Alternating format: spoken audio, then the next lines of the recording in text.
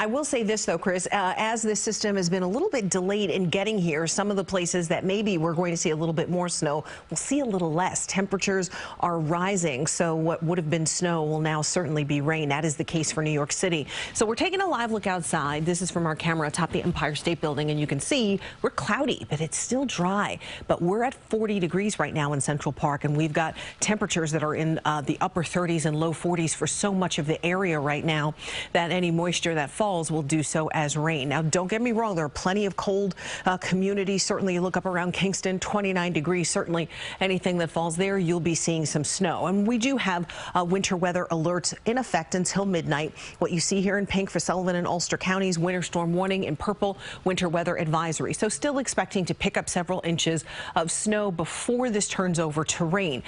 We also have wind advisories that will go into effect at 4 p.m. That's for Nassau and Suffolk County, parts of the Jersey Shore as well, because we will see wind gusts to about 50 miles an hour, and coastal flood advisories as well. Some advisories and one warning this afternoon until early Thursday. So there is still quite a bit of danger with this system, but for a lot of us, it's yet to really materialize, right? So it looks on radar like we're seeing a lot of activity, but there are only a handful of places that are even reporting snow showers.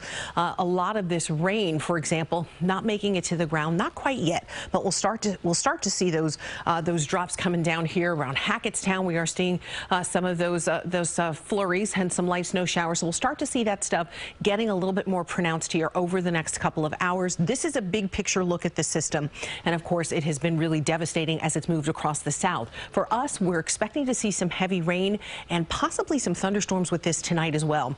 Take a look. Here's Futurecast, right? So this is basically what it'll look like at about 1 o'clock. Only more of this will actually be reaching the ground. By about 3 o'clock is when things should now really be amped up. And of course, for New York City, this is primarily a rain event, but the rain will be heavy at times. So the evening commute looks like a messy one, and the worst of it continues to look like about 8, 9, 10 o'clock when we're seeing fairly widespread, very heavy rain, some thunderstorms embedded with this, and at the same time, the winds will be picking up. So we'll be seeing those gusty winds.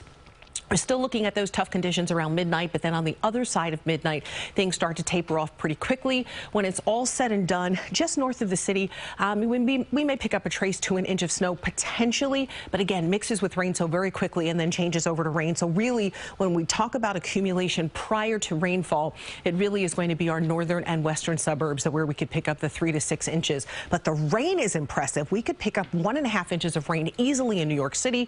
Models now showing us 2 inches of rain as we head to parts of Long Island. So a soaking rain potentially with some flooding starts later this afternoon. The worst of it tonight. Tomorrow will be dry but blustery. Chris? Elise, thank you.